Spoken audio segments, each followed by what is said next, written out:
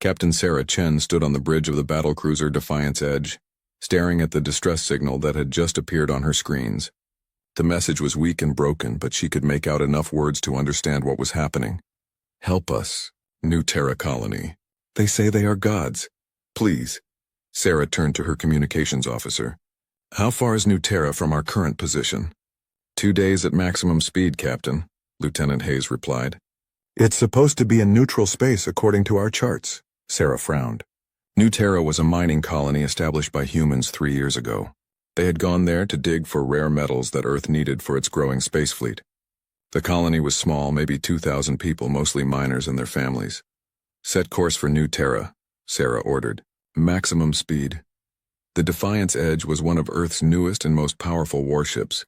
It was 800 meters long and carried enough firepower to destroy a small moon. Sarah had commanded it for 2 years, and her crew trusted her completely. They had fought pirates and hostile aliens before, but something about this distress call felt different. Dr. Marcus Webb, the ship's science officer, walked onto the bridge. He was a tall man with gray hair and sharp blue eyes. "Captain, I've been analyzing the signal.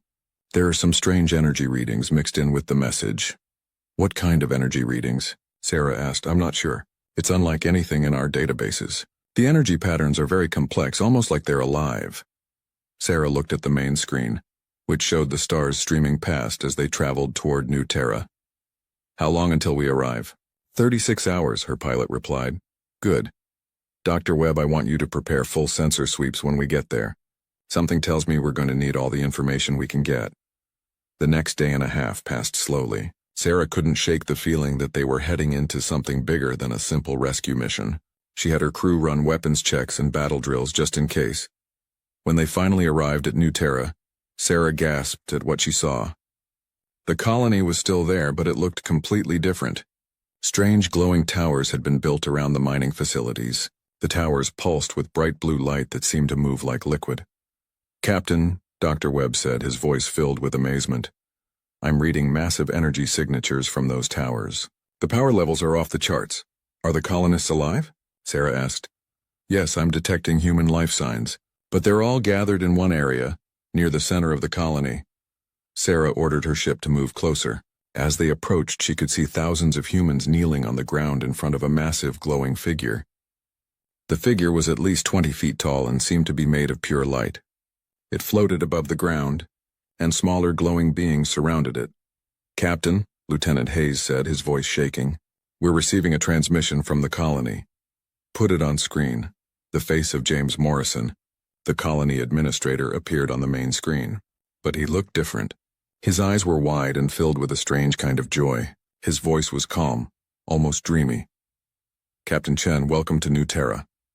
We are blessed to be in the presence of the divine Etherian collective. They have come to guide us to a higher existence." Sarah felt a chill run down her spine. "Mr. Morrison, what happened here?" "We received a distress signal." Morrison smiled. "That was before we understood. The Etherians are gods, Captain. They have shown us wonders beyond imagination. They can heal the sick, control matter itself, and they live forever. We are honored to serve them." Before Sarah could respond, the transmission changed. The glowing figure that had been floating above the colonists now filled the screen. When it spoke, its voice seemed to come from everywhere at once. "I am High Arbiter Zephix of the Etherian Collective. You command this primitive vessel, human." It wasn't a question. Sarah straightened her shoulders and looked directly at the being on her screen. "I am Captain Sarah Chen of the Earth Battlecruiser Defiance Edge. These people send a distress signal. We're here to help them." The being that called itself Zephix seemed to find this amusing. "Help them? We have already helped them, little human. We have given them purpose. They mine the crystals we need, and in return we protect them from the chaos of mortal existence. They're not slaves," Sarah said firmly. "They're free people with the right to choose their own path." Zephix's laughter was like thunder. "Right? Choice? These are concepts invented by mortals who do not understand their place in the universe. We are the Etherian Collective. We have ruled this galaxy for 10,000 of your years. We are immortal, all-powerful, and divine. Your species exists because we allow it." Sarah felt her anger rising, but she kept her voice steady. "And what if we choose not to bow down to you? Then you will learn why countless civilizations across the galaxy worship us as gods." You have 24 of your hours to bring your ship down to the planet's surface and submit to our divine will. If you refuse, we will demonstrate our power in ways that will make your people beg for death." The transmission ended, leaving Sarah and her crew staring at a blank screen. "Captain," Dr. Webb said quietly, "those energy readings I detected earlier. They're getting stronger. Whatever these Etherians are, they have technology far beyond anything we've ever seen." Sarah turned to face her senior staff. "Options?" Chief Engineer Rosa Vasquez spoke first. "We could try to fight them, but honestly, Captain, I don't think our weapons would even scratch beings made of pure energy." Lieutenant Commander Yuki Tanaka, the tactical officer, shook her head. "We have no data on their capabilities. For all we know, they could destroy us with a thought." "What about the colonists?" Sarah asked. "Can we evacuate them?" "Not all of them," Dr. Webb said. "Our transport capacity is limited, and something tells me these Etherians won't just let us take their workforce." Sarah walked to the forward windows and looked down at the planet. She could see the glowing towers and the humans still kneeling before their supposed gods. Everything in her training told her to call for backup, to retreat and return with a full fleet. But she knew that by the time help arrived, it might be too late for the colonists. "Dr. Webb," she said, turning back to her science officer, "I want you to run every scan we have on these Etherians. Find out everything you can about how they work. If they're really gods, then we're in trouble. But if they're just very advanced aliens, you think they might not be as powerful as they claim?" Dr. Webb asked. "I think that anyone who needs to call themselves a god and threaten people probably has something to hide. We have 24 hours. Let's use them wisely." Over the next several hours, Dr. Webb and his team worked around the clock to analyze the Etherians. They used every sensor the ship had, from basic electromagnetic scanners to advanced quantum detectors. What they found was both fascinating and disturbing. The Etherians were indeed made of energy, but it wasn't random energy. It was highly organized, almost like a computer program made of light. More importantly, the energy patterns seemed to be connected to something else, something that existed in dimensions beyond normal space. "Captain," Dr. Webb said, calling Sarah to the science lab, "I think I've found something important. These Etherians aren't just energy beings. They're connected to a vast network that spans multiple dimensions. It's like they're all parts of a single massive computer system." Sarah studied the data on Webb's screens. "What does that mean for us?" "Well, if they're part of a network, then they might have weaknesses that a truly divine being wouldn't have. Networks can be disrupted, connections can be severed. Can our weapons affect them?" Dr. Webb hesitated. "Not our conventional weapons, but we do have quantum computers on board that generate their own dimensional fields. If we could modify them—" "Do it," Sarah said immediately. "Whatever you need, you have full access to ship resources." As Dr. Webb and Chief Engineer Vasquez worked on weapons modifications, Sarah found herself thinking about the colonists. James Morrison had seemed genuinely happy to serve the Etherians. But happiness and freedom weren't the same thing. She remembered something her grandfather had told her when she was young. He had fought in Earth's last great war, and he had seen what happened when people gave up their freedom for security. "The moment you stop fighting for what's right," he had said, "is the moment you stop being human." With 6 hours left until the deadline, Dr. Webb made a breakthrough. "Captain, I think I know why these Etherians have been so successful. They can predict the behavior of most species because most aliens think in predictable patterns. But humans, we're different." "Different how?" "Our brains work on quantum principles that create natural interference patterns. To put it simply, we're naturally chaotic in a way that their prediction systems can't handle. That's probably why they never conquered Earth directly." Sarah felt a spark of hope. "So they can't predict what we'll do?" "Not reliably. And that might be our only advantage." As the deadline approached, Sarah called her crew together. She looked at the faces of the men and women who had served with her through battles across the galaxy. They were scared, but they were ready. "In 4 hours, we have to give these Etherians an answer," she said. "They want us to kneel down and accept them as our gods. I don't know about you, but my grandfather didn't fight for human freedom just so I could hand it over to some glowing aliens." Her crew smiled grimly. They knew what she was going to say next. "We're going to fight. I won't lie to you. Our chances aren't good. But sometimes fighting isn't about winning. Sometimes it's about showing the universe that some things are worth dying for." Chief Engineer Vasquez raised her hand. "Captain, the weapon modifications are complete. We can't guarantee they'll work, but at least we'll go down swinging. What are we calling this new weapon? Sarah asked.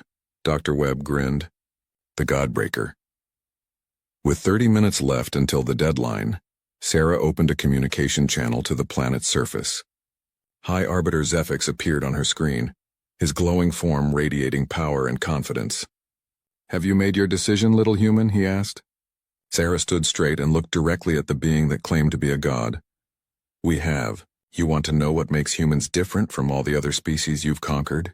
We don't kneel. Not to kings, not to tyrants, and certainly not to false gods. Zephix's calm expression changed to one of rage. False gods? You dare! You heard me. Real gods don't need to threaten people to get worship. They don't need to enslave miners to do their work. You're just bullies with fancy technology, and Earth doesn't negotiate with bullies. The communication ended abruptly. On the planet's surface, the glowing towers began to pulse faster and brighter. Energy readings spiked across all of Sarah's sensors. All hands, battle stations, Sarah announced over the ship's communication system. This is Captain Chen. Today we fight not just for ourselves, but for every free being in the galaxy. Show these false gods what humans are made of.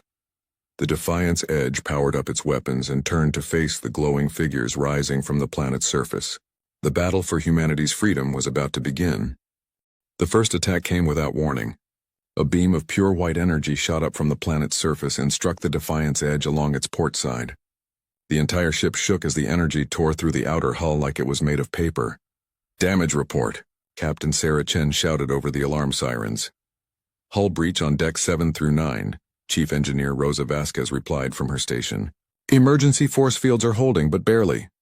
Sarah gripped her command chair as another energy beam lanced past the ship, missing them by only a few hundred meters. On the main screen, she could see dozens of glowing figures rising from the planet's surface, their bodies blazing like miniature suns. Dr. Webb, please tell me you have some good news about these creatures, Sarah said. Dr. Webb was hunched over his science station, his fingers flying across the control panels. I'm getting more detailed readings now that they're using their weapons. Captain, this is incredible. They're not just energy beings. They're consciousness patterns stored in quantum fields. In simple terms, Doctor, think of them like computer programs, but instead of running on silicon chips, they run on the fabric of space itself. When their current body gets damaged, their consciousness just transfers to a new energy matrix. That's why they think they're immortal. Another blast shook the ship. Sarah watched as High Arbiter Zephix rose higher into space, his form growing larger and brighter. Behind him, at least 20 smaller Etherian figures followed. Captain, Lieutenant Commander Yuki Tanaka called from the tactical station. They're surrounding us. If we don't move soon, we'll be trapped. Sarah looked at her options. The Etherians were faster than her ship and seemed to have unlimited energy. Running wasn't really possible, and conventional weapons wouldn't work against beings made of pure energy. Dr. Webb, what about those quantum interference patterns you mentioned? The ones that make humans unpredictable? What about them? Can we use them as weapons? Dr. Webb paused in his scanning and turned to look at Sarah. You mean weaponize human consciousness? Captain, that's actually not completely insane. Our quantum computers do generate similar interference patterns. If we could amplify them, do it. Vasquez, help him with whatever he needs. As the science and engineering teams worked frantically, Sarah had to focus on keeping her ship in one piece. The Etherians were playing with them, she realized. They could have destroyed the Defiance Edge already if they wanted to. Instead, they were demonstrating their power, trying to force the humans to surrender. Incoming transmission from the planet, Lieutenant Hayes announced. Put it through. High Arbiter Zephix's face filled the main screen. Behind him, Sarah could see the human colonists still kneeling on the ground. But now she noticed something else. Some of the humans looked afraid, not worshipful. The spell the Etherians had cast over them was starting to break. You see now, Captain Chen, why resistance is futile, Zephix said. We have barely used a fraction of our power, yet your primitive vessel is already damaged. Surrender now and we will be merciful. Define merciful, Sarah replied. Your crew will be allowed to live as servants. You will help us expand our divine influence to other human worlds. In time, your species will thank us for lifting them from the chaos of self-determination. Sarah felt sick. These beings weren't just conquerors. They were parasites that fed on the freedom of other species. And if we refuse? Zephix's expression darkened. Then you will watch your people suffer. The transmission switched to show the colonists on the planet's surface. Sarah watched in horror as one of the smaller Etherian figures pointed at a group of humans. A shuttle that had been parked near the mining facility suddenly exploded in a ball of fire. 12 people had been inside. No! Sarah shouted, but the transmission had already ended. Captain, Dr. Webb called urgently. I think I found something. The quantum network that connects all the Etherians has a weakness. When they transfer their consciousness, there's a brief moment where they're vulnerable. If we could time our attack perfectly. What kind of attack? The modifications we made to our quantum computers.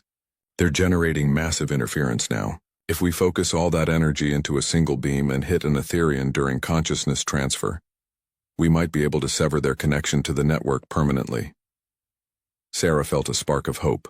You mean we could actually kill them? Theoretically, yes. But we'd have to force them to transfer first, and the timing would have to be perfect. How do we force a consciousness transfer? Chief Engineer Vasquez looked up from her station. We hurt them. If we can damage their current energy matrix enough, they'll have to jump to a new one to survive. Sarah nodded grimly. What do you need? Time, Dr. Webb said. At least 20 minutes to calibrate the quantum beam properly. Sarah looked at the main screen where the Etherian forces were forming up for what looked like a final attack. Tanaka, can you buy us 20 minutes? Her tactical officer studied the enemy formation. Maybe if we use everything we have. But Captain, our conventional weapons won't do any real damage to them. They don't need to do damage. They just need to be annoying. For the next 20 minutes, the Defiance Edge fought the strangest battle in human history. Sarah ordered her ship to move in completely random patterns, using human intuition instead of computer-calculated courses. The Etherians, used to fighting predictable enemies, kept missing their targets. Lieutenant Commander Tanaka fired every weapon the ship had at the glowing figures. Particle beams, plasma torpedoes, even old-fashioned kinetic rounds. None of the weapons hurt the Etherians, but they seemed to irritate them. The energy beings began moving more aggressively, making mistakes in their attacks. It's working, Dr. Webb reported. Their formation is breaking down. They're getting frustrated because they can't predict our movements. Sarah watched as one of the smaller Etherians broke formation and charged directly at her ship. That one's angry. Can you target it? Almost ready, Captain. Just a few more minutes.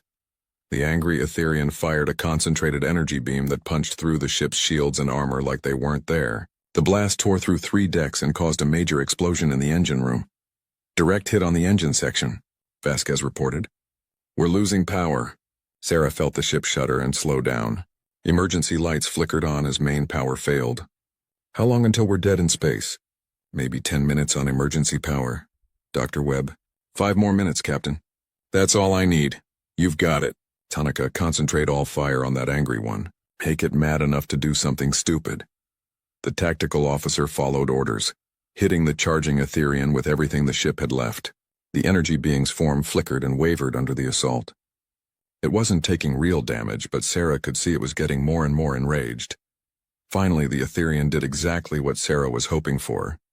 It gathered all its energy into a single massive attack designed to vaporize the human ship completely. The concentration of power caused its form to become unstable. Now, Dr. Webb shouted. It's transferring to a more stable matrix. Fire the Godbreaker, Sarah ordered. A beam of pure quantum interference shot out from the Defiance Edge. It looked like nothing more than a slight distortion in space. But when it hit the transferring Etherian, the effect was dramatic. The energy being's form exploded in a shower of light that quickly faded to nothing. Where there had been a godlike creature moments before, now there was only empty space. For several seconds, nobody moved. The other Etherians hung motionless in space, staring at the spot where their companion had been. Is it? Sarah began. Dead, Dr. Webb confirmed, staring at his instruments in amazement. Completely dead. The consciousness pattern was destroyed during transfer. There's nothing left. High Arbiter Zephix's roar of rage could be heard even through the vacuum of space. His form blazed brighter than a star as he realized what had happened. You killed Arbitrator Nexon. His voice boomed through the ship's communication system. Mortals cannot kill the divine. It is impossible. Sarah opened a channel to respond. Apparently it's not impossible. It's just difficult. This changes nothing. You destroyed one of us through trickery and luck. We are still gods. No, Sarah said quietly, you're not. Gods don't die, remember? You're just advanced aliens who figured out how to cheat death. But every cheat has a counter-cheat. She could see the other Etherians drawing back from Zephix, doubt creeping into their glowing forms. For the first time in thousands of years, they had seen one of their own truly die. Dr. Webb, Sarah said, turning off the communication channel. How many more shots do we have? With the damage to our power systems? Maybe 2 if we're lucky. Then we'd better make them count. But before Sarah could plan her next move, something unexpected happened. The communications board lit up with incoming signals from all across the star system. Captain, Lieutenant Hayes said with wonder in his voice, we're receiving transmissions from multiple ships. They're asking if it's true that we killed an Etherian. Sarah blinked in surprise. What ships? Our scanners didn't detect any other vessels. They were hiding, Captain. Behind asteroids and gas clouds running silent. There are dozens of them. On the main screen, ships began appearing as they dropped their stealth systems. Sarah saw vessels from at least 6 different alien species, all of them looking old and battle-worn. One of the ships, a sleek vessel with strange curved lines, hailed the Defiance Edge. The face that appeared on screen was humanoid, but with blue skin and large, dark eyes. Human ship, this is Captain Veltar of the resistance vessel Freedom's Dawn. Did you really kill an Etherian? Sarah looked at the alien captain with new understanding. You're rebels. You've been fighting them. For 300 years, Veltar confirmed. Always losing, always running because they could not be killed. But if what we saw is true, it's true, Sarah said firmly. They can die. They're not gods. Across the communication channel, Sarah heard what sounded like cheering from dozens of different alien voices. These beings had been hiding and fighting a hopeless war for centuries, and now, for the first time, they had hope. Captain Chen, Veltar continued, we have information about Etherian weaknesses, ship positions, and resistance cells across the galaxy. If you're willing to work with us. Sarah looked at her damaged ship, her tired crew, and the glowing figures of the Etherians still floating in space nearby. 24 hours ago, she had been on a simple rescue mission. Now she was apparently leading a galactic rebellion. Dr. Webb, she said, how fast can you teach other species to build Godbreaker weapons? Her science officer grinned. With their help? Much faster than I thought possible. Sarah opened a general communication channel to all the rebel ships. This is Captain Sarah Chen of the Earth Battlecruiser Defiance Edge. As of today, the age of false gods is over. Who's ready to help us prove it? The response was immediate and overwhelming. Ships from across the system began moving toward the Defiance Edge, ready to join the fight for freedom. High Arbiter Zephix watched this gathering with growing alarm. For 10,000 years, the Etherian collective had ruled through fear and the illusion of divine power. Now, in the space of a few hours, that illusion was crumbling. He sent out a signal to all Etherian forces across the galaxy. The message was simple. The humans have found a way to kill us. Destroy them at all costs. But it was too late. The word was already spreading faster than the Etherians could move. On 1,000 worlds, enslaved species were looking up at the sky and asking the same question. If the gods can die, what else have they lied about? The revolution had begun. The battle began at dawn on New Terra. High Arbiter Zephix had called for reinforcements during the night, and now 30 Etherian figures blazed in the space around the planet like angry stars. They had come to destroy the humans who dared to kill their kind. Captain Sarah Chen stood on the bridge of the Defiance Edge, surrounded by damage and emergency lighting. Her ship had taken a beating, but it was still fighting. More importantly, she was no longer alone. 43 rebel ships from 6 different species had joined her overnight. They formed a rough circle around the damaged human battlecruiser, their weapons ready. Most of the ships were old and scarred from years of hiding and running, but their crews had something the Etherians didn't understand. Hope. Dr. Webb, status report on the Godbreaker weapons, Sarah said. Her science officer looked tired but excited. We've successfully installed the quantum interference systems on 12 of the Allied ships. The other captains are quick learners, especially Captain Veltar's people. Sarah nodded. The blue-skinned alien had proven to be an excellent ally. His species, the Calorians, had been fighting the Etherians longer than anyone else. They understood the enemy's tactics better than most. Captain Chen, came Veltar's voice over the communication system. My scouts report Etherian reinforcements arriving in the outer system. At least 50 more ships, Sarah felt her heart sink. 50 Etherians plus the 30 already here meant they were outnumbered almost 2 to 1. How long until they arrive? 6 hours, maybe less. Then we end this now before they can surround us completely. Sarah opened a channel to all the rebel ships. All vessels, this is Chen. We have one chance to prove that these false gods can be beaten. If we wait for their reinforcements, we're all dead. Are you with me? The response came from dozens of different voices in dozens of different languages. But the meaning was clear. They were ready to fight. High Arbiter Zephix had positioned himself and his forces in a defensive formation above New Terra. He was no fool. The death of Arbitrator Nexon had shaken him more than he wanted to admit. The humans had somehow found a way to disrupt the consciousness transfer process, making true death possible. But Zephix had been alive for 8,000 years. He had conquered hundreds of worlds and destroyed countless fleets. A few primitive rebels with one lucky weapon would not defeat the divine might of the Etherian collective. All arbitrators, prepare for final assault, he broadcast to his forces. Destroy the human ship first, then eliminate the others. Show no mercy to those who would challenge the gods. The Etherian formation began to move, their energy forms blazing brighter as they prepared to attack.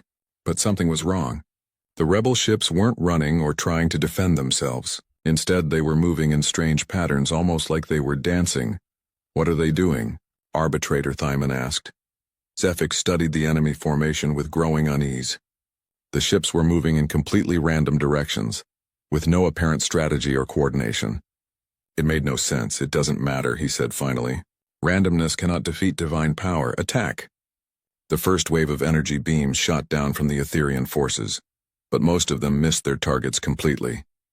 The rebel ships were moving so unpredictably that even the Etherians' advanced targeting systems couldn't lock onto them. This is impossible, Arbitrator Thyman muttered. Our prediction algorithms should be able to track any ship movement. Dr. Webb smiled as he watched the battle unfold from the Defiant's edge.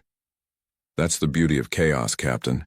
The Etherians have spent thousands of years fighting logical, predictable enemies.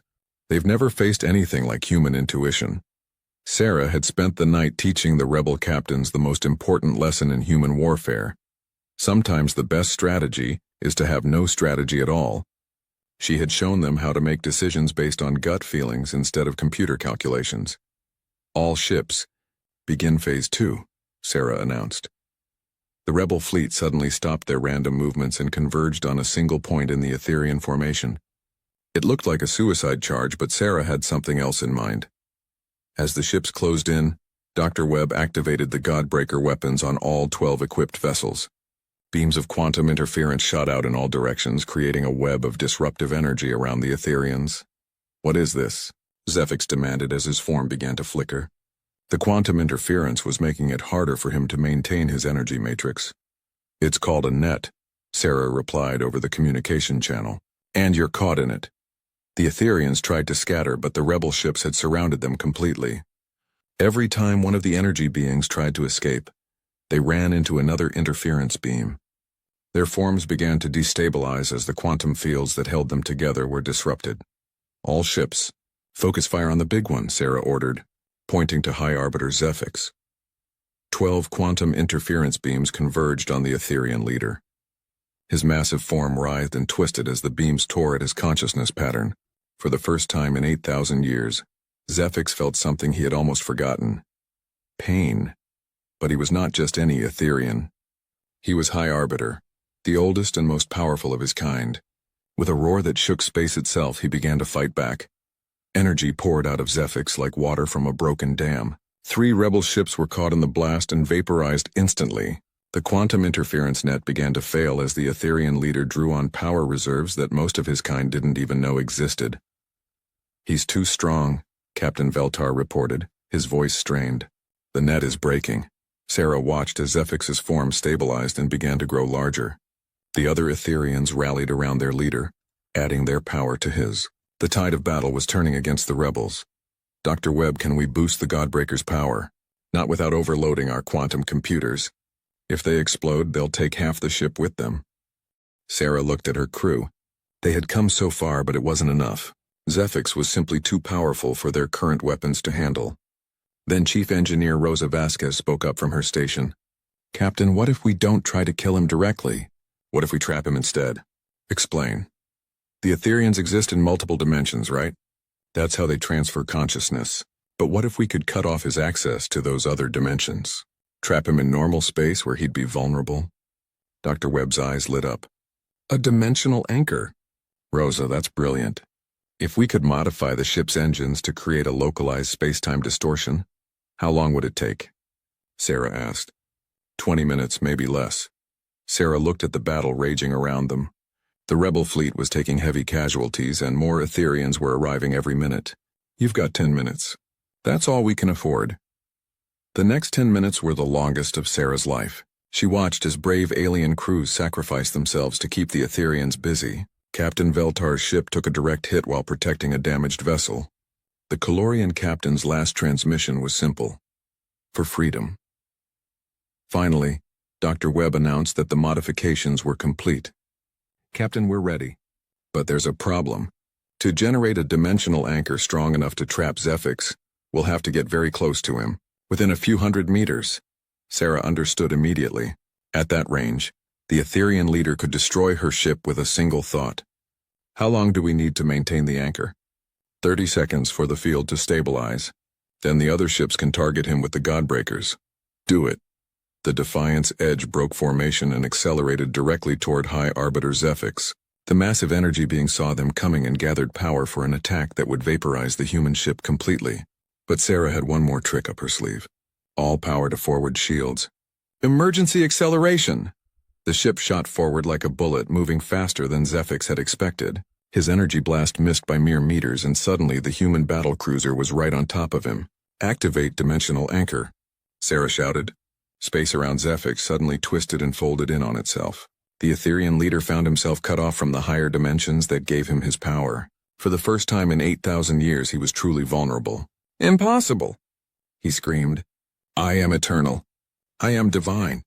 You're confused, Sarah replied calmly. You're mortal. You just forgot how to die. The remaining Godbreaker-equipped ships closed in from all sides. 12 beams of quantum interference focused on the trapped Etherian leader. His form began to break apart as the beams tore through his consciousness pattern. But Zephix was not finished. Even trapped and dying, he had enough power left for one final attack. Energy gathered around him as he prepared to take the human ship down with him. Captain, Dr. Webb warned, he's overloading his matrix. When it goes, the explosion will destroy everything within 1,000 kilometers. Sarah looked at her crew one last time. They had given everything to get this far. All hands, this is the captain. It's been an honor serving with you. But before Zephix could complete his final attack, something unexpected happened.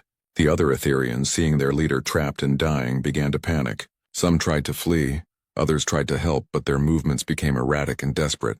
Captain Tavara of the Zephyrian resistance ship Knight's Edge saw the opportunity. Her vessel was one of the few that still had functional weapons.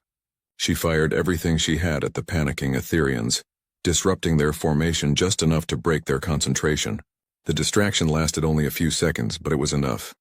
The quantum interference beams finally overwhelmed Zephix's defenses. The Etherian leader's form exploded in a burst of light that could be seen from orbit. When the light faded, High Arbiter Zephix was gone, not transferred, not hiding in another dimension, but truly and completely dead. The remaining Etherians stared at the empty space where their leader had been. For a moment, nobody moved. Then, one by one, they began to flee. Without Zephix to lead them, they were just scared beings who had suddenly discovered their own mortality. Let them go, Sarah ordered as some of the rebel ships prepared to pursue. They'll spread the word faster than we ever could. She opened a communication channel to the planet below. The human colonists were still there, but they were no longer kneeling. James Morrison's face appeared on screen, and this time his eyes were clear. Captain Chen, he said, his voice shaking with emotion. We're free. After 3 years of slavery, we're finally free. Sarah smiled, feeling a weight lift from her shoulders. That's what humans do, Mr. Morrison. We free each other. Dr. Webb approached her with a data pad full of readings. Captain, the destruction of Zephix sent a shock wave through the Etherian dimensional network. I'm detecting disruptions across multiple star systems. Their entire command structure is collapsing. Good, Sarah said. But this is just the beginning. There are thousands of Etherians out there, and millions of enslaved beings. We have a lot of work ahead of us. Captain Tavara's face appeared on the communication screen. The Zephyrian woman's reptilian features were marked with what Sarah recognized as a smile. Captain Chen, the resistance fleets across the galaxy are reporting the same thing. Etherian forces are retreating everywhere. Word of Zephix's death is spreading faster than light. Sarah nodded. Then we better move fast. They'll try to regroup once the shock wears off. How many ships can we gather? Every free vessel in the galaxy if your plan works. The Resistance has been waiting 300 years for this moment. Sarah looked out at the stars, knowing that somewhere out there, countless beings were looking up at the sky and daring to hope for the first time in generations. The false gods were running scared, and the universe was about to learn what freedom really meant. Dr. Webb, how fast can we build more Godbreaker weapons? With the data we've gathered from these battles and help from all the Resistance tech teams, we could have 100 ships equipped within a month. Make it 2 weeks, Sarah said. We're going to finish what we started here. The age of the Etherian collective is over. As the Defiance Edge limped toward the Allied fleet for repairs, Sarah felt something she hadn't felt since this all began. Confidence. They had proven that the false gods could die. Now they just had to kill the rest of them. The news of High Arbiter Zephix's death traveled across the galaxy faster than anyone thought possible. Within days, every inhabited world had heard the impossible story. The Etherian gods could be killed, and a human ship had proven it. Captain Sarah, Chen stood in the command center that had been hastily built on New Terra. What had started as a simple mining colony was now the unofficial headquarters of the largest rebellion in galactic history. Ships arrived every hour, bringing refugees, volunteers, and most importantly, information about Etherian weaknesses. Captain, Dr. Marcus Webb called from his research station. You need to see this. We're receiving reports from across the galaxy. The Etherian collective is fracturing. Sarah walked over to Webb's station where dozens of star charts showed the locations of reported Etherian activity. What she saw surprised her. Instead of the organized formations they had expected, the Etherians seemed to be scattered and confused. What's happening to them? She asked. Near as I can tell, they're having a civil war, Webb replied. Some want to retreat to their home dimensions and hide. Others want to strike back at us with everything they have. And a few are actually questioning whether their whole god complex was justified in the first place. A new voice joined the conversation. That would be the younger Etherians. Sarah turned to see Veltar approaching. The blue-skinned Calorian captain had become her closest ally since the battle at New Terra. His ship had been badly damaged, but he refused to leave while there was still fighting to be done. Younger? Sarah asked. The Etherian collective has been around for 10,000 years, Veltar explained. But not all of them are that old. Some were created or recruited more recently. They remember what it was like to be mortal, and Zephix's death reminded them that mortality isn't something you can simply choose to abandon. Dr. Webb nodded enthusiastically. That explains the energy readings we've been getting. The dimensional network that connects all Etherians is becoming unstable. Every time one of them dies permanently, it sends shockwaves through the entire system. Sarah looked at the star charts again. How many have we killed since the battle here? 47 confirmed kills, Veltar said grimly. Resistance cells across the galaxy have been using the Godbreaker technology you shared. But the cost has been high.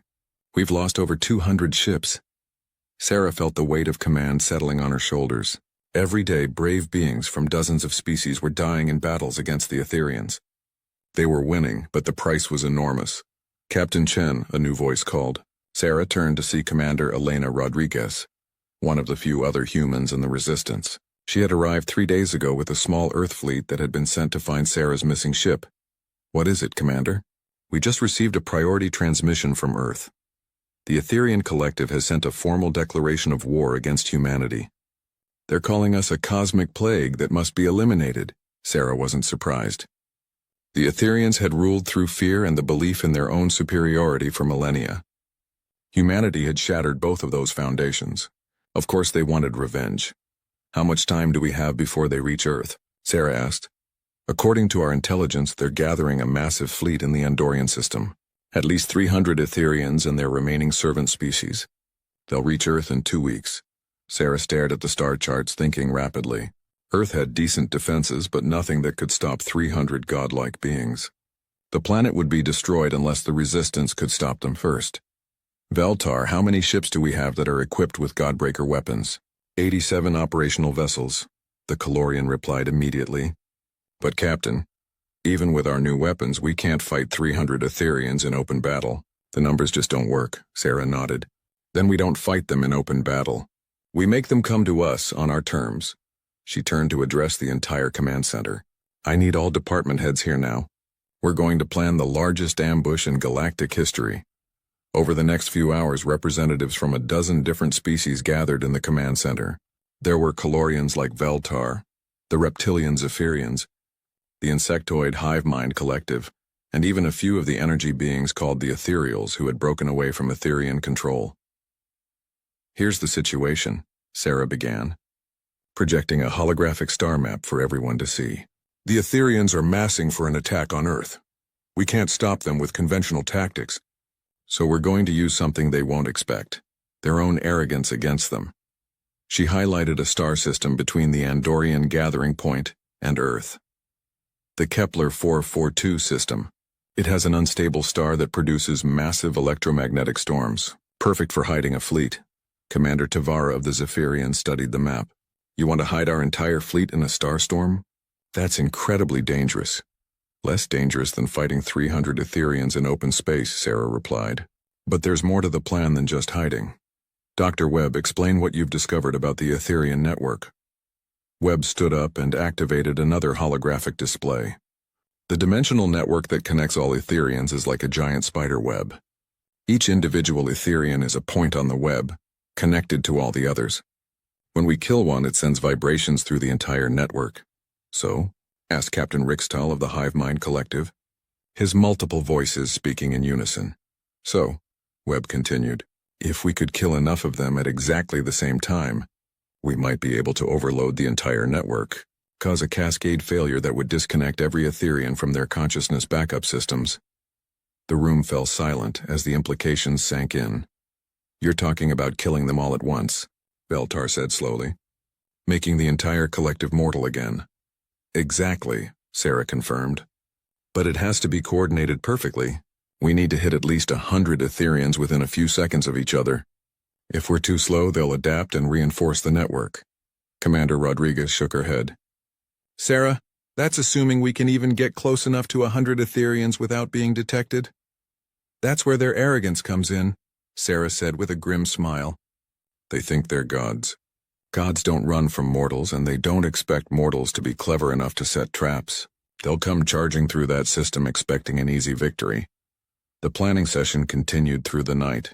Every detail had to be perfect. Ships would be positioned throughout the Kepler 442 system, hidden by the electromagnetic storms. When the Etherian fleet arrived, they would find what appeared to be a small, poorly organized resistance force. The Etherians would attack, confident in their superiority. And that's when the real fleet would reveal itself. There's one more thing, Sarah said as the meeting was ending. This plan requires someone to coordinate the timing from close range.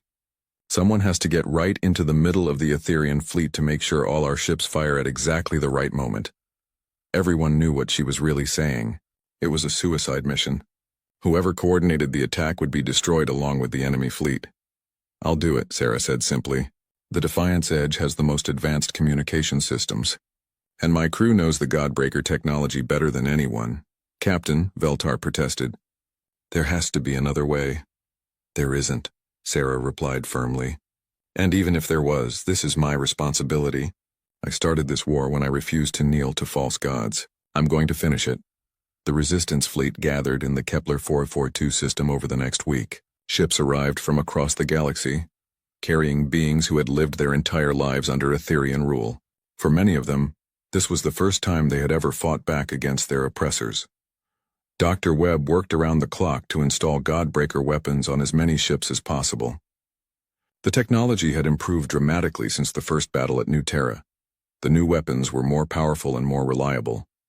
How many ships do we have total? Sarah asked as she reviewed the final preparations. 237, Commander Rodriguez reported. Not all of them have Godbreaker weapons, but every ship has crews that are ready to fight. Sarah nodded. And our intelligence on the Etherian fleet? They're moving exactly as predicted, Veltar confirmed. 312 Etherians plus about 50 ships from their servant species. They'll reach this system in 18 hours. As the hours passed, Sarah found herself thinking about Earth. She had left her home world as a simple starship captain on a routine patrol. Now she was about to fight a battle that would determine the fate of every free being in the galaxy. Captain, Dr. Webb approached her on the bridge of the Defiance Edge. The weapon modifications are complete. We've installed Godbreaker systems on 143 ships. If we can coordinate the timing perfectly, we will, Sarah said with more confidence than she felt. We have to. The Etherian fleet arrived right on schedule. Sarah watched on her sensors as hundreds of energy signatures appeared at the edge of the system. The false gods were coming, and they were coming fast. All ships, this is Chen, she broadcast on a secured channel. Remember, we need to look weak and disorganized until the last moment. Let them think they're winning right up until we spring the trap. The first phase of the battle went exactly as planned. A small group of resistance ships engaged the Etherian advance guard, fighting bravely but appearing to be overwhelmed. The Etherians pressed forward, confident that they were facing the main resistance force. High Arbitrator Nexus, who had taken command after Zephix's death, led the charge personally. She was older and more cautious than Zephix had been, but she still believed in Etherian superiority. The idea that mortals could threaten the divine order was simply unthinkable. Destroy them all, she commanded her forces. Let the galaxy see what happens to those who defy the gods. The Etherian fleet spread out through the system, hunting down the scattered resistance ships. They were so focused on their prey that they didn't notice the electromagnetic signatures hidden in the star's corona. Almost there, Sarah whispered, watching as more and more Etherians moved into the kill zone. Come on, just a little closer. Finally, when over 200 Etherians were within the trap, Sarah gave the signal. All ships, this is Chen. Execute Operation Godfall. I repeat, execute Godfall. Suddenly, the Kepler 442 system erupted with light as nearly 250 ships revealed themselves simultaneously. The hidden fleet opened fire with everything they had, Godbreaker beams lancing out in all directions. The Etherians, caught completely off guard, reeled under the sudden assault. Dozens of them died in the first few seconds as the quantum interference beams tore through their consciousness patterns. But Nexus was quick to recover. "It's a trap!" she screamed. "All forces converge on the human command ship. Kill the one who leads them." Sarah smiled grimly as she saw the entire Etherian fleet turning toward her ship. "Dr. Webb, are we ready for the cascade?"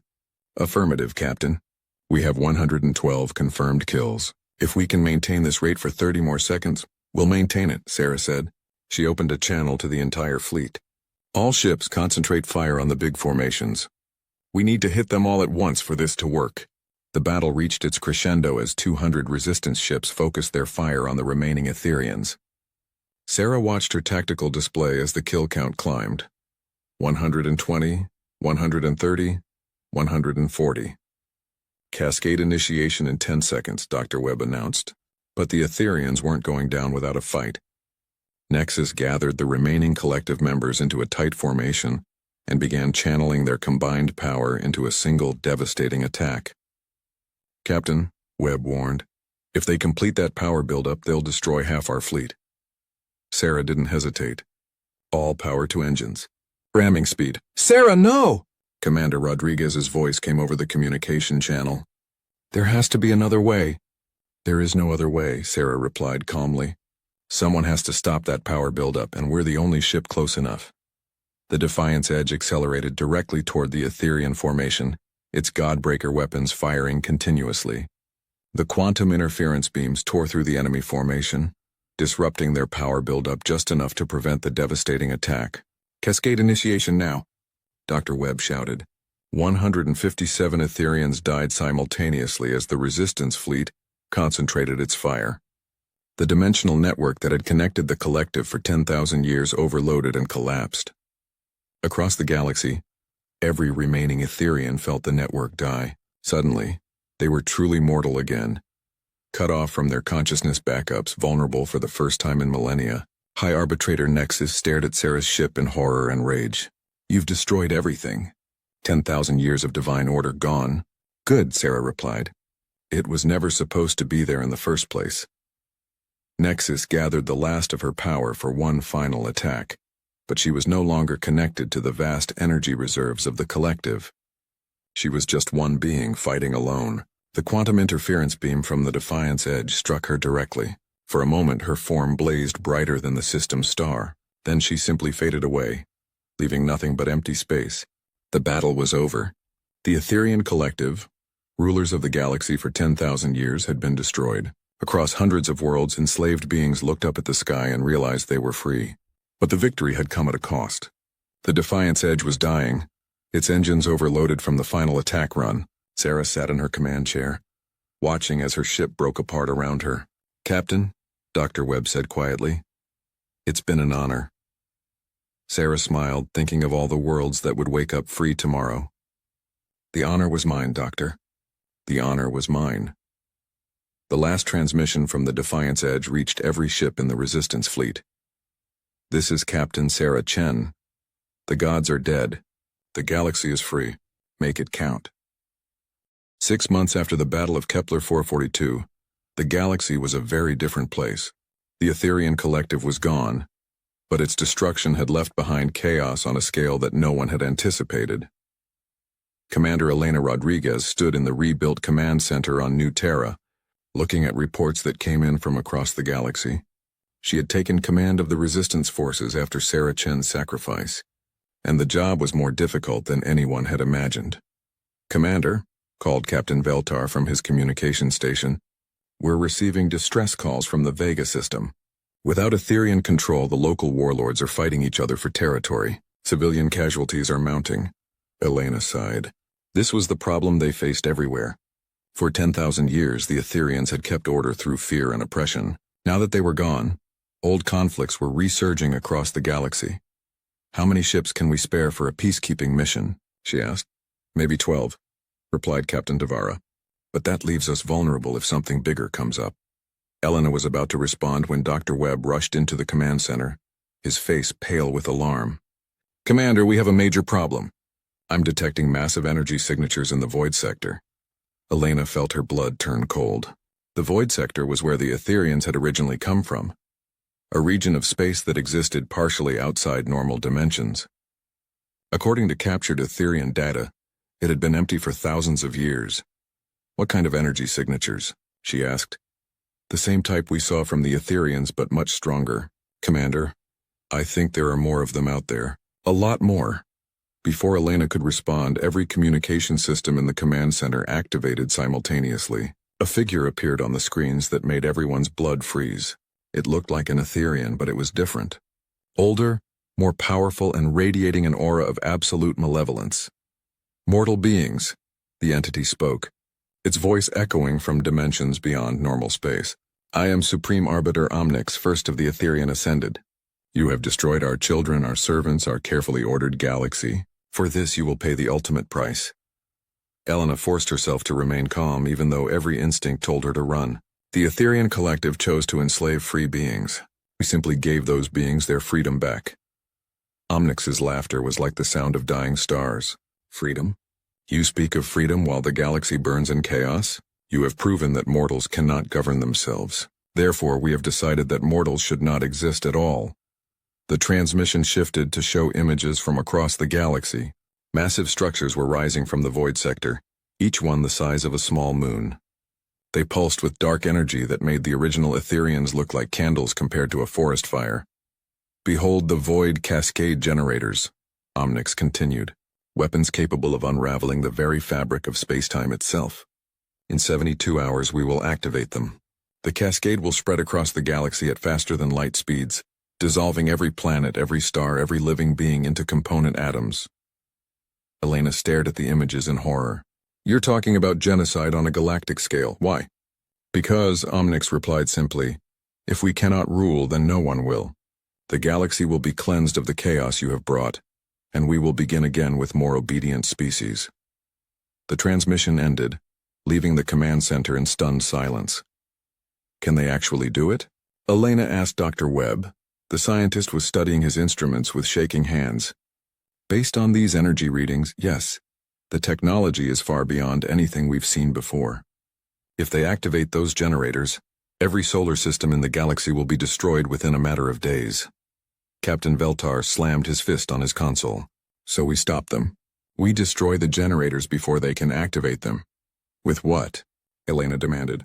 Our entire fleet combined couldn't scratch one of those things. They're protected by energy shields that make our Godbreaker weapons look like toys. Dr. Webb suddenly straightened up, his eyes wide with a new idea. Wait, there might be a way. It's insane, but it might work. I'm listening, Elena said. The void cascade generators work by creating tears in space-time itself. But what if we could turn that power back on them? Use their own weapon to destroy the void sector? Elena frowned. How? We'd need to get someone inside the void sector to reverse the polarity of the cascade generators. Instead of tearing space apart, they'd collapse it. The entire void sector would fold in on itself, taking the ascended Etherians with it. That's suicide, Captain Tavara pointed out. Whoever goes in there won't be coming back. Elena looked around the command center at the faces of beings from dozens of different species. They had all fought together, suffered together, and won their freedom together. Now they were being asked to sacrifice everything to save a galaxy that barely knew they existed. I'll go, Elena said quietly. No, Veltar replied immediately. You're needed here to coordinate the resistance. I'll take a volunteer squad. It has to be humans, Dr. Webb interrupted. The quantum interference that makes human minds unpredictable is the only thing that might get past the ascended Etherians' defenses. They've had thousands of years to prepare for every other species in the galaxy. Elena nodded slowly. Then we need to get to Earth. If we're going to ask humans to die for the galaxy, we need to give them the choice. The journey to Earth took 2 days at maximum speed. When Elena's small fleet arrived, they found the homeworld of humanity mobilizing for war. Earth's leaders had detected the energy signatures from the void sector and were preparing for the worst. Admiral Jackson, the head of Earth's Space Defense Force, met Elena at the orbital station above Earth. He was an older man with gray hair and steady eyes that had seen too much war. Commander Rodriguez, he said, shaking her hand. We've been following your progress since Captain Chen's last transmission. The whole planet knows what she did. Admiral, we need volunteers for a mission that won't have any survivors, Elena said bluntly. The entire galaxy depends on it. Admiral Jackson didn't hesitate. How many ships do you need? Within hours, Elena found herself addressing a room full of Earth's best pilots and engineers. She explained the situation honestly. The mission was suicide. The odds of success were minimal, and the fate of trillions of beings hung in the balance. When she finished speaking, the room was silent for a long moment. Then a young pilot stood up. Ma'am, my name is Lieutenant James Chen. Captain Sarah Chen was my aunt. She taught me that sometimes the most important battles are the ones you know you can't win. I volunteer.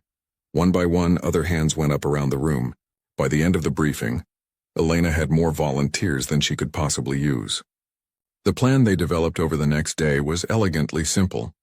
A small fleet of human ships would approach the void sector, using the same unpredictable tactics that had worked against the original Etherians.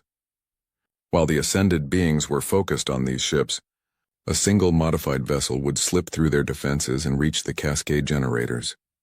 Dr. Webb had managed to create a device that could reverse the polarity of the generators, but it had to be activated manually from inside the void sector. Whoever did it would be at the center of a collapsing pocket of space-time. There would be no escape. Are you sure about this, Lieutenant Chen? Elena asked as they prepared to depart. James Chen looked out at the stars and smiled. My aunt once said that humanity doesn't kneel to anyone. That includes cosmic entities who think they can wipe out the galaxy because they didn't get their way. The human fleet departed Earth 40 hours before the void cascade was scheduled to activate. 25 ships carrying the best and bravest that humanity had to offer, heading toward what they all knew was certain death. As they approached the void sector, Elena was amazed by what she saw. The space around the generators was filled with ascended Etherians, being so powerful that they existed partially outside normal reality. Each one was the size of a battleship and radiated energy that could destroy planets. Remember, Elena broadcast to the fleet, our job is to cause chaos and confusion, make them focus on us instead of Lieutenant Chen's ship. The battle that followed was unlike anything in recorded history. Human ships darted between godlike beings that could manipulate reality itself. firing weapons that barely scratched their enemies but somehow managed to annoy them. The key was unpredictability. Every time the ascended Etherians thought they had figured out human tactics, the humans did something completely different. Meanwhile, Lieutenant Chen piloted his modified ship through the chaos, using every trick his aunt had taught him about fighting beings who thought they were gods. His vessel was small and fast, designed to slip past enemies rather than fight them. "I'm approaching the first generator," he reported. Beginning polarity reversal sequence. Supreme Arbiter Omnix suddenly realized what was happening. "Stop him!" the entity roared. "The mortal is tampering with the cascade." But it was too late. The ascended Etherians were so focused on the main battle that they had ignored the single small ship. By the time they turned their attention to Chen, he had already reached the heart of the generator complex. "Polarity reversal complete," Chen reported calmly. "Beginning cascade activation." "James, get out of there!" Elena shouted over the communication channel. "Can't do that, ma'am," Chen replied. "Someone needs to make sure this thing stays activated long enough to work. Besides, I always wanted to see what the inside of a collapsing dimension looks like." The void cascade generators began to activate, but instead of tearing space apart, they began to fold it in on itself. The entire void sector started to collapse, creating a gravitational anomaly that pulled everything in the area toward a single point. Supreme Arbiter Omnix tried to escape, but the collapsing spacetime made it impossible to reach the higher dimensions, where the ascended Etherians normally hid. For the first time in their existence, they were trapped in normal space. This is impossible! Omnix screamed as his form began to stretch and distort. "We are eternal. We are beyond destruction." Lieutenant Chen's voice came over the communication system one last time. "You know what the difference is between gods and humans? Gods think they're immortal. Humans know they're not, and they fight anyway." The void sector collapsed completely, taking the ascended Etherians and their doomsday weapons with it. The cascade that was meant to destroy the galaxy instead consumed only the beings who had created it. Elena watched from a safe distance as the last traces of the void sector disappeared into a point of light that quickly faded to nothing. 24 human ships had made it out of the battle zone. Lieutenant Chen's ship was not among them. "All ships, this is Rodriguez," Elena broadcast. "The threat is over. The ascended Etherians are gone. James Chen and his crew have saved the galaxy." The celebration that followed lasted for weeks. Across hundreds of worlds, beings that had been preparing for death instead found themselves free to live their lives without fear of cosmic tyrants. A year later, Elena stood in the memorial garden that had been built on New Terra. Thousands of names were carved into the black stone walls, representing all the beings who had died fighting for freedom. At the center of the memorial was a statue of Captain Sarah Chen, with an inscription that read, "She reminded the universe that true immortality comes not from refusing to die, but from choosing what's worth dying for." Next to Sarah's statue was a smaller monument dedicated to Lieutenant James Chen and the crews who had died destroying the void sector. The inscription on this memorial was simpler. They chose. Veltar approached Elena as she stood before the memorials. The Calorian captain had been elected as the first president of the new Galactic Alliance, a democratic government that represented all free species. "The Council has approved the new exploration initiative," he said. "We're sending ships to search for other civilizations that might need our help." Elena nodded. "Good. Sarah always said that freedom isn't something you win once and keep forever. It's something you have to fight for every day. And if we find more cosmic tyrants who think they're gods..." Elena smiled, thinking of the 24 human ships that had returned from the void sector and the thousands more that Earth was building. "Then we'll remind them what humanity is good at. We're very good at teaching false gods how to die." As the two friends walked away from the memorial, neither of them noticed the small inscription at the base of James Chen's monument. It was written in a dozen different languages, but the message was the same in all of them. They claimed to be gods until a human dangerous battlecruiser shattered their immortality. And when new gods arose, humanity shattered them too. For as long as free beings exist in this galaxy, there will always be humans ready to remind tyrants that they are not divine. They are simply mortal beings who forgot how to die, and humans are very good teachers. The galaxy was free and it would stay that way. Humanity would make sure of it. Pike ran faster than he ever had before. His lungs burned. His feet hurt, but he knew that if he stopped, The council guards would catch him. "Over there. Don't let him escape." The harsh voices of the guards echoed behind him, along with the heavy stomp of their boots. Pike clutched the small device he had stolen tightly against his chest. It wasn't much, just a simple data core from an old ship, but on his poor planet, it would fetch enough credits to feed his family for a month. The council didn't care about the device. They just wanted to make an example of anyone who dared to steal. The rocky terrain of the planet's forgotten region stretched before him. No one came here. It was forbidden. But Pike had no choice. It was either the forbidden zone or a council prison cell. Ahead, the ground sloped upward toward a strange structure half buried in the mountainside. Pike had heard stories about this place. The locals called it the Temple of the Ancient Ones. The council called it a restricted area. Most people said it was where the war gods slept. Pike didn't believe in war gods. He believed in survival. As he neared the structure, he noticed its strange shape. It wasn't like the curved, organic buildings of his people, or the sharp, angular designs of the council. It was something else, solid, practical, with straight lines that somehow felt human. The word sent a chill through Pike's body. Humans were myths, stories told to frighten children. The good or the humans will come back, mothers would tell their young. In the stories, humans were terrible warriors who fought with such skill and brutality that the entire galaxy had trembled before them. But humans had disappeared centuries ago. Some said they destroyed themselves. Others believed they simply left for another galaxy. The council said they were extinct and good riddance. Pike reached the structure's entrance, a massive metal door embedded in the rock face. Strange symbols marked its surface. He pressed his hand against it, hoping to find a way in, any way to escape the guards who were now only minutes behind him. "Please," he whispered, though he didn't know who he was talking to. "Please open." The door didn't move. Pike slammed his fist against it in desperation. Nothing happened. He could hear the guards getting closer. Then he spotted it, a small panel near the door with a faded red button. Without thinking, Pike pressed it. Again, nothing. The guards were so close now that Pike could hear their breathing. In a final, desperate move, he grabbed a rock and smashed it against the panel. The effect was immediate. A low hum vibrated through the ground. Lights that Pike hadn't even noticed began to glow along the edges of the door. A mechanical voice spoke in a language Pike didn't understand. And then, with a hiss of escaping air, the massive door slid open. Pike didn't hesitate. He darted inside just as the guards reached the top of the slope. The door slid shut behind him, cutting off their angry shouts. Inside, Pike found himself in darkness. Then, one by one, lights flickered on, revealing a long corridor stretching ahead. The walls were smooth and gray, made of some material Pike didn't recognize. The air smelled stale, as if no one had breathed it for a very long time. "Hello," Pike called, his voice echoing in the empty space. No answer came. Cautiously, he moved forward.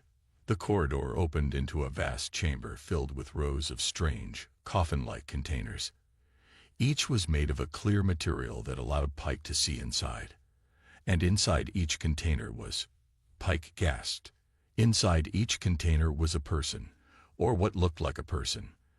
They were similar to Pike's people in basic shape. 2 arms, 2 legs, 1 head, but different in many ways. Their skin colors ranged from very dark to very light. They had hair on their heads in various colors and styles. They wore matching outfits that looked like some kind of uniform. "Humans," Pike whispered, the word feeling strange on his tongue. These weren't myths. They were real. As Pike moved among the containers, he noticed they all had small screens displaying strange symbols and numbers. They were sleeping, he realized. Not dead. Sleeping. The containers were keeping them alive somehow. A sudden loud alarm made Pike jump. Red lights began flashing throughout the chamber. The mechanical voice returned, speaking that strange language again. One of the containers in the center of the room started to glow brighter than the others. Pike watched in terror as the container's top slid open with a hiss. Cold mist poured out, spilling onto the floor. Inside, one of the humans moved. 3 days had passed since the council guards surrendered. They now sat in a makeshift holding area within the facility, treated well but kept under careful watch. Most seemed confused rather than angry. They had been raised on stories about human monsters, yet their captors offered them decent food and medical care. Pike had become something of a bridge between the humans and the outside world.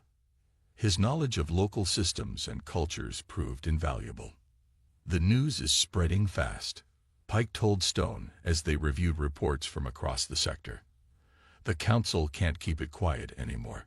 Everyone knows the humans have returned." Stone nodded. "And how are people taking it?" "Mixed," Pike admitted.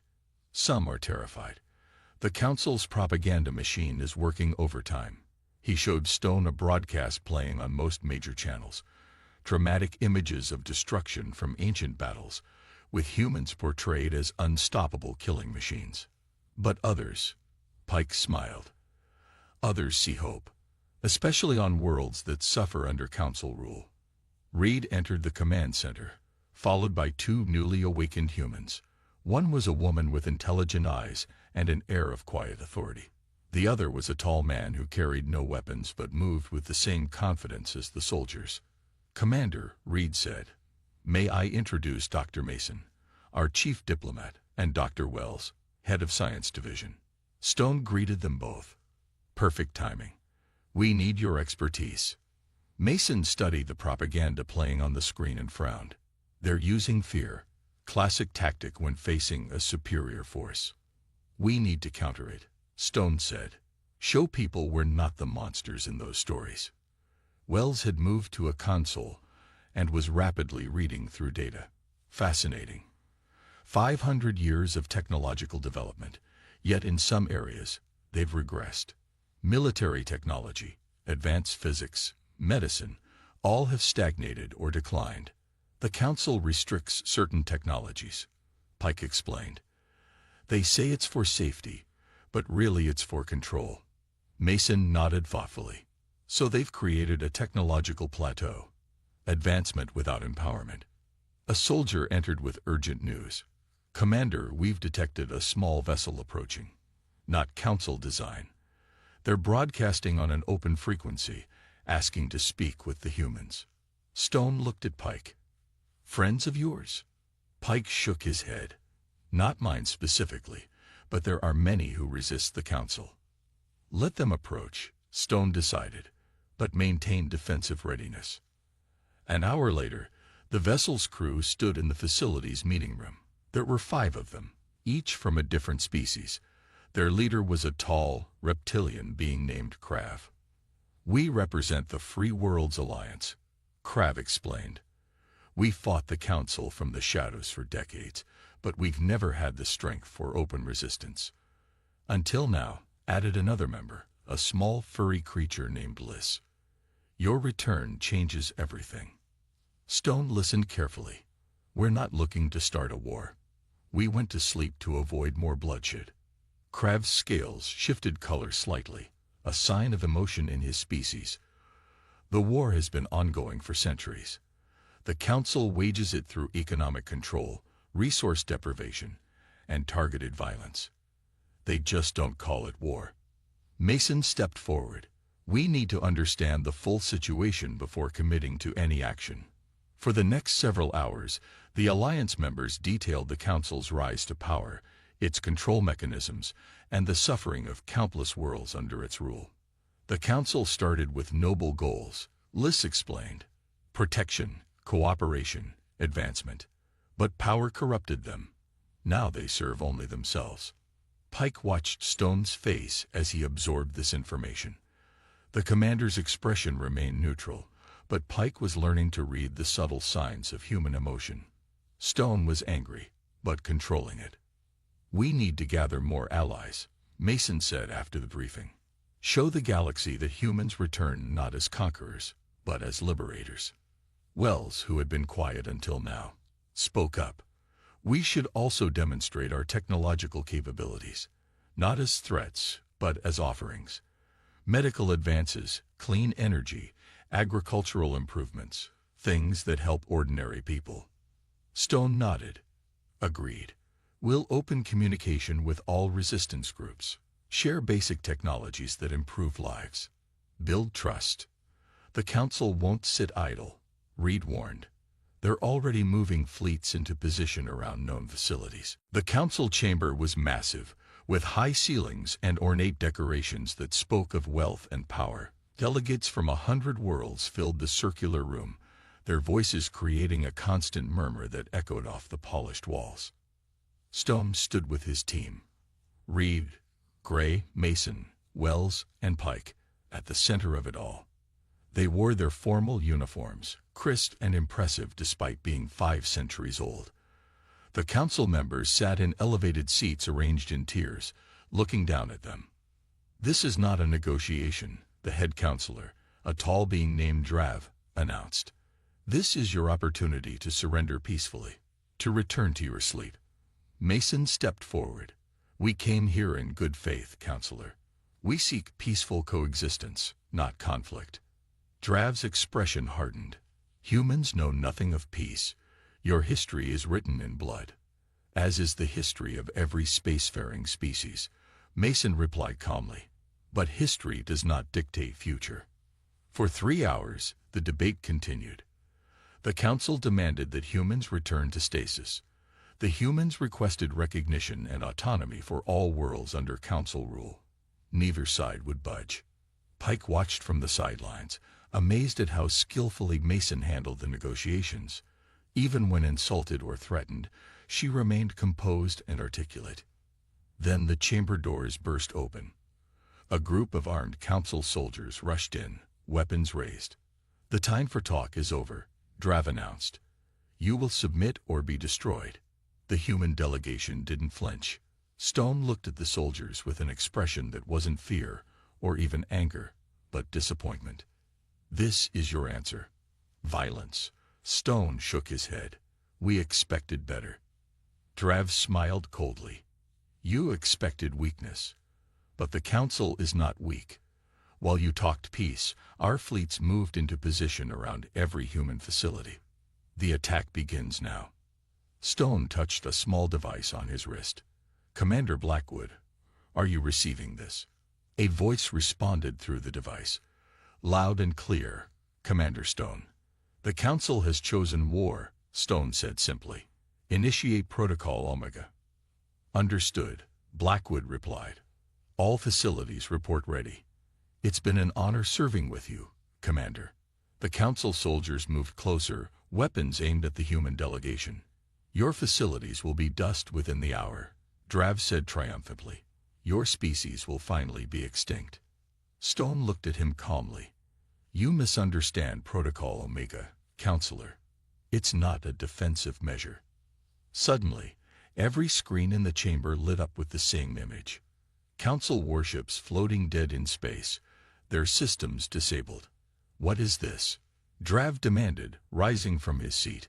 500 years ago, Stone explained, we placed quantum-linked devices on every major warship design in the galaxy. They've been dormant, waiting for a signal. One we just sent. Reed continued the explanation. "Your weapons are offline. Your engines are offline. Your ships are intact, but powerless." "Impossible," Drav shouted. But the screens told a different story. Mason stepped forward again. "We didn't come here to start a war, Counselor. We came to end one. The war you've been waging against the free peoples of this galaxy." The chamber erupted in chaos. Council members shouted accusations and threats. The soldiers looked at each other uncertainly, their weapons still raised but their confidence shaken. Then a new voice cut through the noise. "Perhaps it is time we listen to what the humans have to say." The speaker was an older council member who had been silent until now. She rose slowly from her seat. "I am Counselor Talia. I have served for 60 years, and in that time, I have seen our noble institution become something I no longer recognize." She looked at her fellow council members. "We were meant to serve the galaxy, not rule it. To protect, not control. Trav sneered at her. Sentiment from the old and weak. The council rules because we are strong. No, Talia countered. The council rules through fear. And as we see today, there is always someone stronger. More council members began to speak up, some in support of Talia, others backing Trav. The chamber divided itself, just as the galaxy had been divided for centuries. Stone watched it unfold, then turned to Pike. This is how change begins, not with weapons, but with words. With choice. The first council dropship exploded midair, struck by a precise shot from one of the facility's defense turrets. The remaining 4 scattered, trying to find safe landing zones beyond the weapon's range. Inside the facility, Pike watched in amazement as Reed controlled the defense systems with quick, efficient movements. Her fingers danced across the control panel as if she had used it yesterday, not 5 centuries ago. One down, she reported calmly. The others are keeping their distance now. Stone nodded. Good. We don't need to destroy them all. Just show them we can. Gray had set up a perimeter around the main entrance. Small devices floated in the air at different heights, forming an invisible barrier. Stun field ready, he said. Anyone coming through that door will take a nap. The facility shook again as the council ship in orbit fired its weapons. The mountain above them trembled, and dust fell from the ceiling. Shields holding at 72%, Reed announced. Their weapons are unimpressive. Stone smiled grimly. 500 years, and military technology has gone backward. Interesting. Pike looked between the 3 humans, confused. But the Council has the most powerful weapons in the galaxy. They can destroy entire cities. By your standards, perhaps, Stone said, but not by ours. He turned to Reed. Status of other facilities. Reed checked her console. 17 facilities have acknowledged our wake-up call. More coming online every minute. Put them on the main screen, Stone ordered. The large display at the center of the room flickered to life, splitting into multiple sections. Each showed a different human commander, some still wiping stasis fluid from their faces, others already fully alert and in control of their facilities. Commanders, Stone addressed them. We've awakened to find the galaxy under the control of an organization called the Galactic Council. They appear to be oppressive and are currently attacking our facility. The commanders listened intently. One of them, a woman with steel-gray hair, spoke up. Commander Blackwood, Facility 42. We're picking up military chatter across multiple frequencies. Your awakening has caused quite a stir. Another commander, a man with a deep scar across his cheek, added, Commander Wolf, Facility 29. We've accessed local information networks. This council has dominated the galaxy for over 300 years. Many species live under harsh conditions. Stone nodded. Then we have a decision to make. We went to sleep to avoid war. Do we wake up to start one? The room fell silent. Pike felt the weight of the moment. These humans held the power to change everything. Commander Blackwood spoke first. We swore to protect. If there are people suffering, we have a duty. Commander Wolf nodded. The sleep was never meant to be permanent. We knew someday we would be needed again. One by one, the other commanders voiced their agreement. Stone listened to each, then turned to Pike. You've seen more of this galaxy than we have. What do you think we should do? Pike hadn't expected to be asked. In his world, the powerful never sought the opinions of the weak. My people, he said slowly, and many others, have lived under the Council's boot for generations. We'd forgotten what freedom feels like. If you can help us. He paused, gathering courage. Yes, fight them. Please. Stone turned back to the screen. Then it's decided.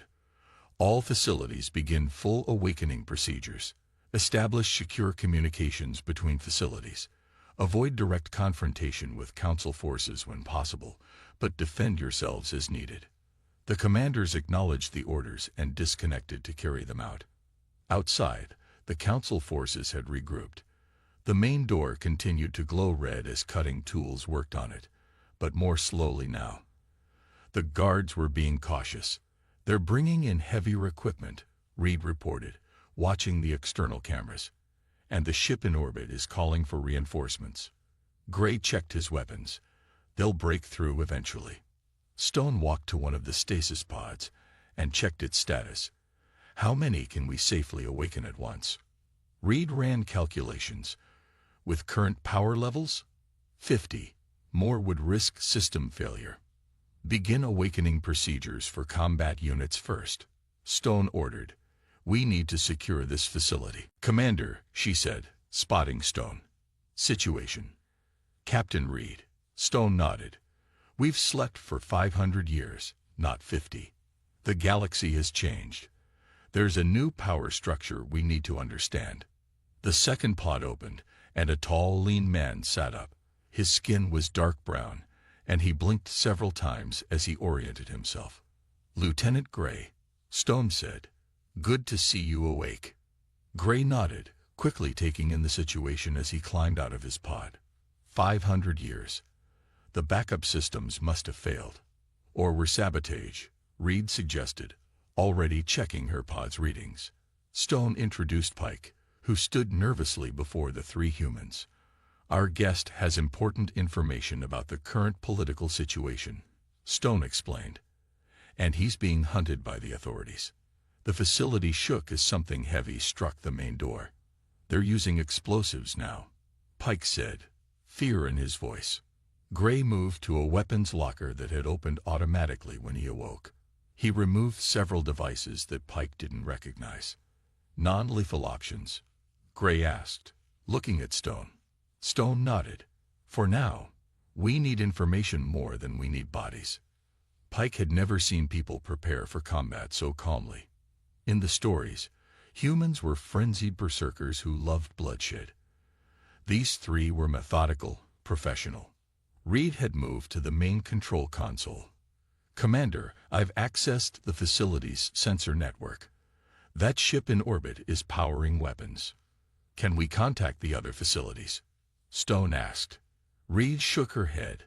Not without activating our main communication array, which would make us an even bigger target.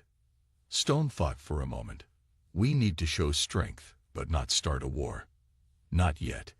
He turned to Pike. Your council needs to understand that attacking us would be a mistake. Pike swallowed hard. You don't understand. They have thousands of ships.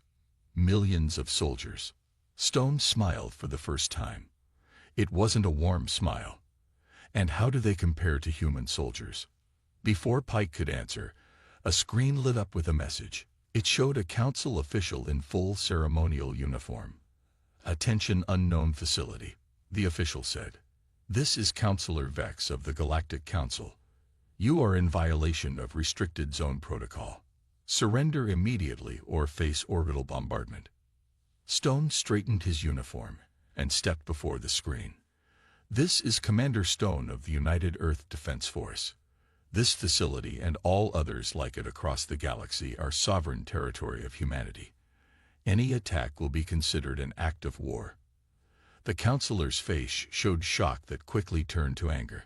Humanity is extinct. Whatever you are, your deception will not. Stone cut the transmission. They'll attack within minutes, he said calmly. Reed, activate minimum defensive measures. Gray, prepare for visitors. Reed pressed a sequence of buttons. Outside, hidden defense turrets emerged from the mountainside. Defensive shields at 80%, Reed reported. Weapons online. The facility shook again, harder this time. The door began to glow red where the cutting tools worked. They're almost through, Pike said, backing away from the entrance. Stone put a hand on Pike's shoulder. Don't worry. You've awakened us for a reason. The galaxy needed us again, even if it doesn't know it yet. A massive explosion rocked the facility. The door held, but barely. Council dropships incoming, Reed called out. 5 of them, heavy assault class. Stone looked at Pike. You said the Council oppresses your people.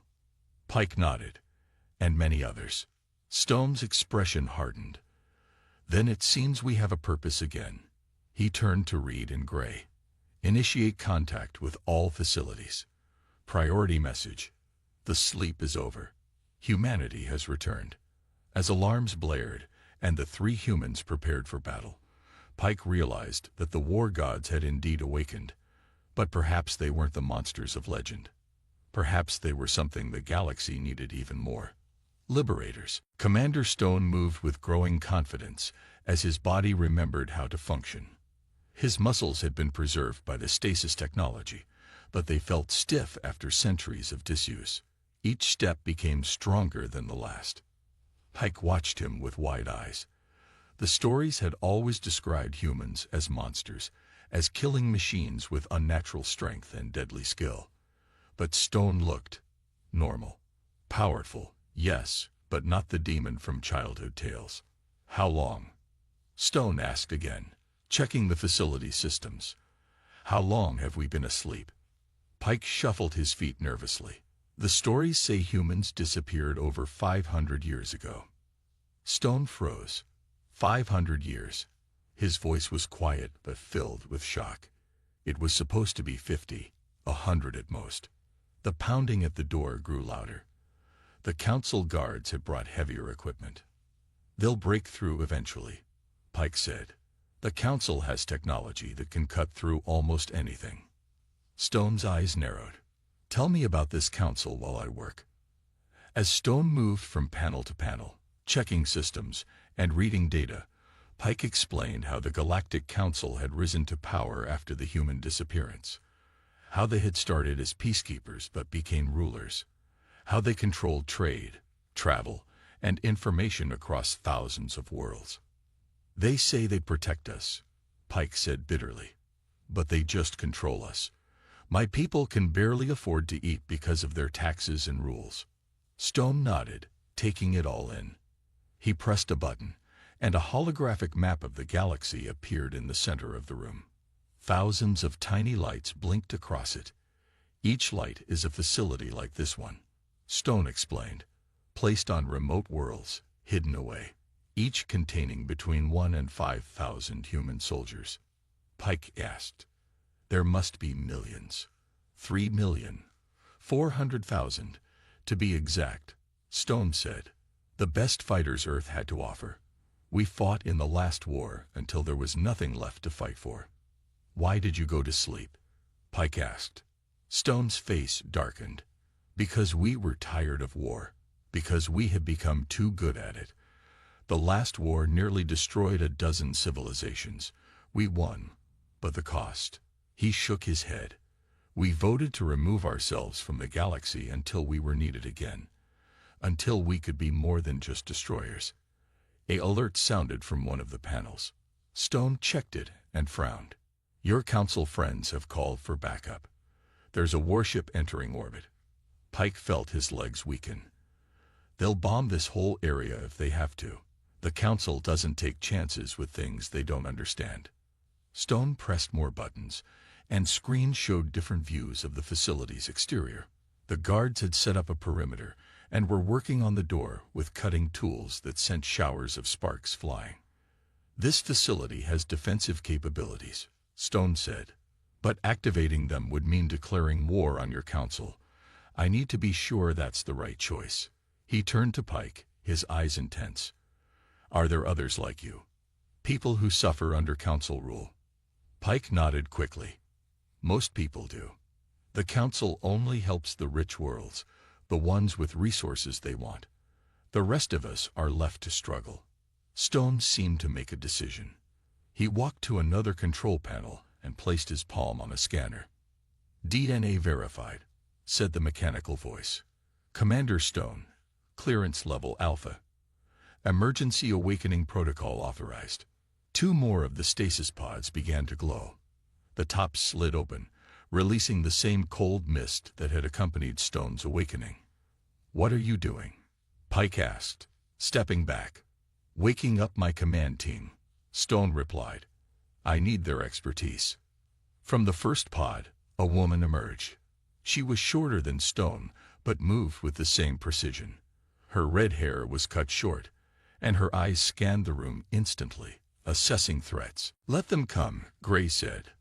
"Our defenses can hold." Stone looked troubled.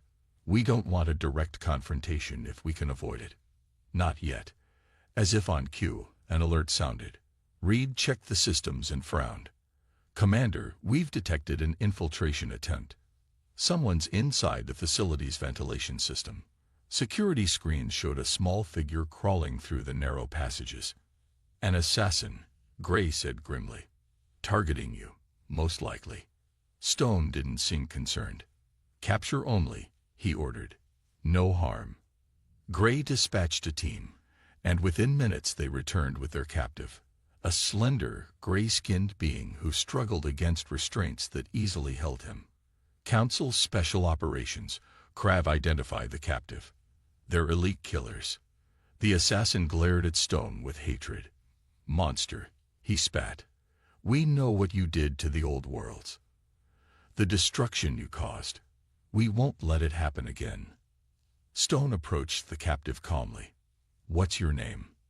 The assassin remained silent. "I'm not going to hurt you," Stone said.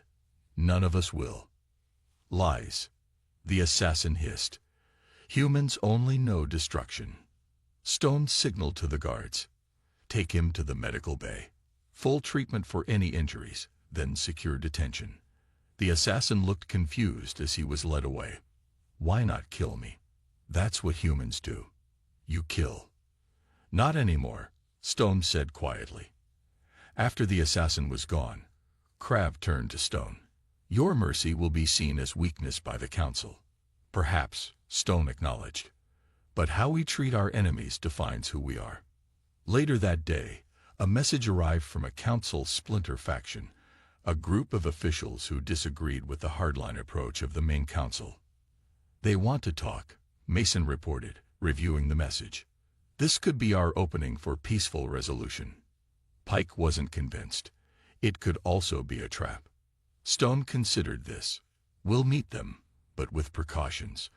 And in the meantime, we continue building our coalition." Over the next few days, representatives from dozens of worlds visited the facility. Some came out of curiosity, others out of hope, a few out of fear. All left with the same impression. These humans were powerful, yes, but also thoughtful and measured. Pike found himself increasingly involved in the diplomatic efforts. His simple explanations of complex situations proved valuable in building trust.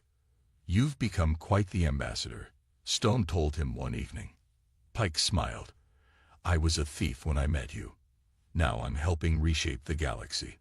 Funny how things change." Stone looked out at the stars visible through the facility's viewport. Change is what we needed. What the galaxy needed. Not more war, but a new balance. A message alert interrupted them. Reed's voice came over the comm system. "Commander, all facilities report ready status. We now have over 1 million humans awake and operational across the galaxy." Stone's expression turned serious. "Then it's time for the next phase. The Council has called for a formal meeting. They want to negotiate." Pike felt a mix of hope and worry. Can they be trusted? "No," Stone said simply.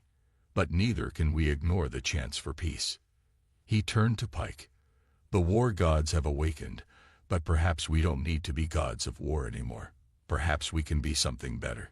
Across the galaxy, humans were forming alliances, sharing knowledge, building bridges. The slumbering giants had awakened not to conquer, but to connect. And the galaxy would never be the same again. As Reed worked, Pike moved closer to Stone. "The stories about humans. They say you could fight armies single-handed, that you could breathe fire and eat metal." Stone laughed. "Exaggerations. We're tough, well-trained, and had better technology than most. But we're not gods. Just soldiers who got too good at our job." A new alarm sounded. Reed checked her console and frowned. "The Council ship is broadcasting a message to the entire sector. They're telling everyone that dangerous ancient weapons have been activated, and to avoid this area." "Let me hear it," Stone said. Reed put it on the speakers. A stern voice filled the room. Attention all citizens. This is an emergency broadcast from the Galactic Council. Ancient weapons of mass destruction have been activated in Sector 7. All civilian vessels must avoid this area. Military reinforcements are en route. Remain calm and follow all Council directives. Stone shook his head. Already painting us as mindless weapons. Predictable. Gray looked up from his work. It might work in our favor. Fear can be useful. Fear can also unite people against us. Stone countered. We need to show that we're not the monsters they think we are. Pike had an idea.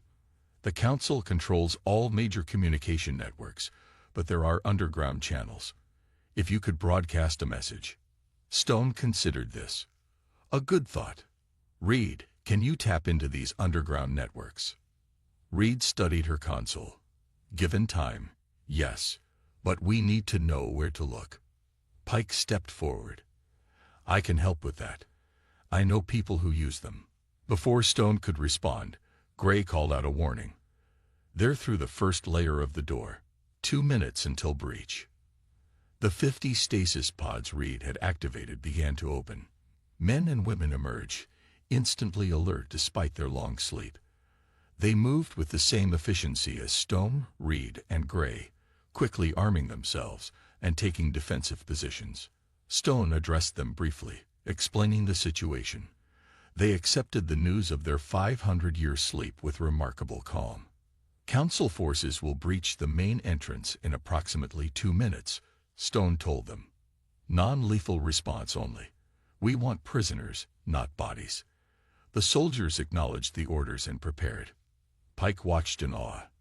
These weren't mindless berserkers. They were disciplined, coordinated, and focused. For the first time since he'd stumbled into this facility, he felt real hope. The door began to give way. Metal groaned and sparked as the Council's cutting tools finally broke through. Get ready, Stone said, drawing a weapon that Pike didn't recognize. It looked too small to be dangerous, but Pike had learned not to underestimate these humans.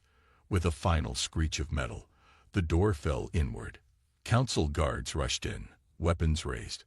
They froze at the sight that greeted them. 50 human soldiers in perfect formation, weapons ready but not firing. Stone stepped forward. Welcome to humanity's home. I suggest you surrender. The lead guard looked at the humans, then at his own forces. Slowly, he lowered his weapon. Across the galaxy, in hidden facilities on distant worlds, more stasis pods were opening. More humans were awakening. The gods of war had risen. But perhaps they had returned not to destroy, but to rebuild. A hand gripped the edge of the container, then another. The human pulled itself up to a sitting position. It was tall, with broad shoulders and short dark hair.